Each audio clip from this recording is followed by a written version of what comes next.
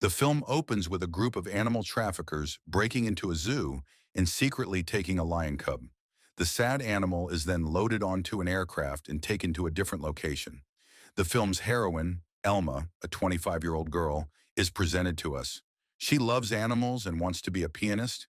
She goes on vacation to an island one day and discovers that it was owned by her late grandfather. Elma thought of the elderly guy as her grandfather. She now inherited the island following the passing of her grandfather. Uncle Joe, who looks after her, greets her when she gets there.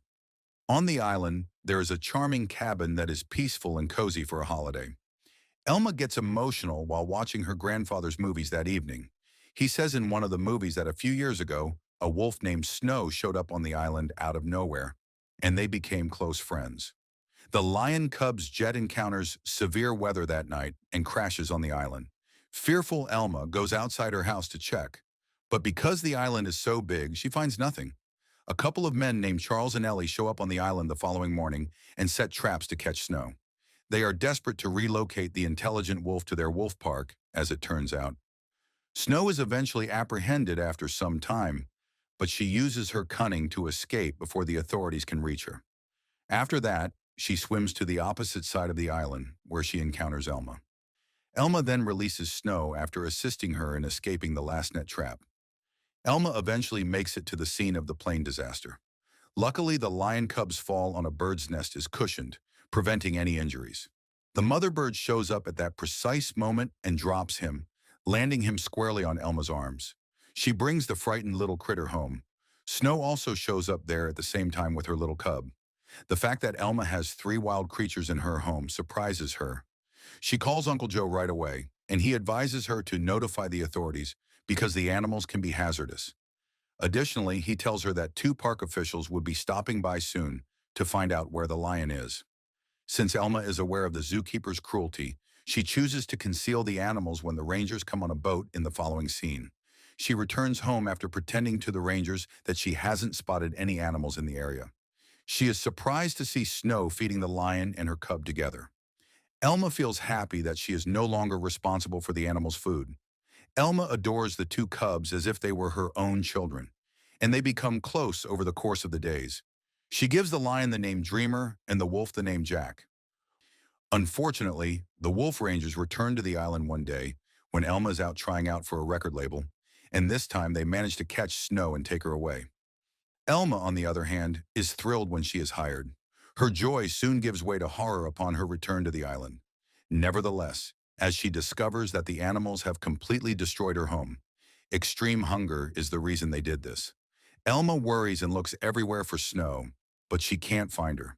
With no other choice, she is compelled to cook for the cubs, and as a result of the additional duty, she must resign from her recently obtained position. One morning, Uncle Joe arrives to check on Elma, and when he sees the animals still there, he becomes upset.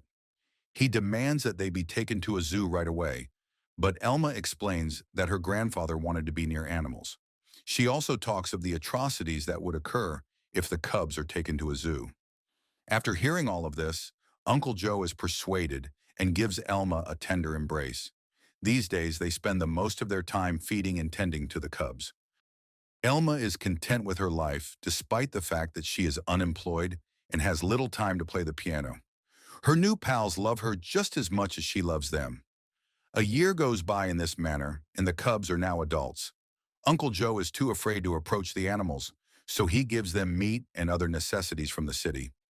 On multiple times, he informs his niece that the animals are no longer safe as adults, but Elma refuses to part with them.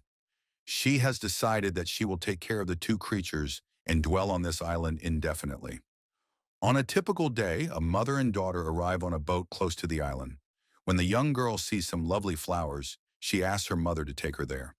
Seeing the danger, Elma, who is also close by, rushes to stop Jack but slips and hits her head on a stone. She is instantly knocked out by this. Simultaneously, the mother and daughter depart from the island without noticing the creatures.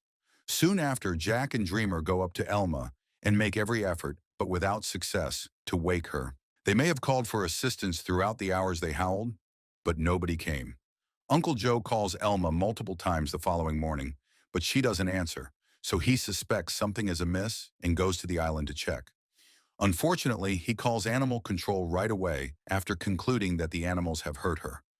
When Elma is brought to a hospital in the following scene, the doctor tells Uncle Joe that she probably would have perished from hypothermia if the animals hadn't kept her warm at night. However, Ellie and Charles are introduced to Jack by the animal control. They discover after some investigation that Jack is indeed Snow's own child. Alan and his little son Rafa are in charge of the zoo, where the lion dreamer is kept in the interim. Little Rafa is kind and kind-hearted, but Alan is a harsh man who frequently abuses his animals. He establishes a rapport with Dreamer right away and visits him frequently to soothe him. But a few days later, Dreamer is forced to perform in circuses while under a lot of sedation. Little Rafa is upset by this and always does his best to cheer the animal up. Elma finally awakens somewhere. When she does, she immediately asks Uncle Joe about her pets, to which he responds that they are safe. After being released, she immediately goes to animal control and finds out that Dreamer is imprisoned in a brutal circus and Jack has been taken to a wolf park. Elma yells at one of the officers there in rage, but Joe soothes her and removes her. She phones Ellie shortly after and inquires about Jack's health. The latter shows how well Jack is doing at the park and how many friends he has already made. He is also given the utmost care by everyone. Elma is a little relieved to hear this, but she still wants to know about Dreamer. For the next few weeks, she visits every circus in the city and inquires about Dreamer, but she never receives a response. Meanwhile, Dreamer's appearance in Alan's circus has begun to bring in a lot of money, and the lion swiftly rises to fame. But they just call him Star Lion, and nobody knows his true name. Dreamer's circus troupe happens to pass by the wolf park one day, and Jack instantly recognizes his best friend. He escapes the confinement without delay, and he is shocked when Ellie subsequently visits to check. It doesn't take him long to figure out that Jack is a very intelligent wolf who is looking for something. Jack eventually makes it to the location where Dreamer is being detained and deftly extracts him from the cage. After being apart for months, the two are thrilled to be together again and play together for a bit. Alan pulls out his tranquilizer gun in a fit of rage and gets ready to pursue the lion. The avaricious Alan ignores his son Rafa's pleas for him to give the poor lion some space. Rafa so chooses to accompany Alan in his search out of concern that something negative might occur. Ellie learns from his friend that Jack has broken out of captivity to pursue his friend Lion in the next scenario.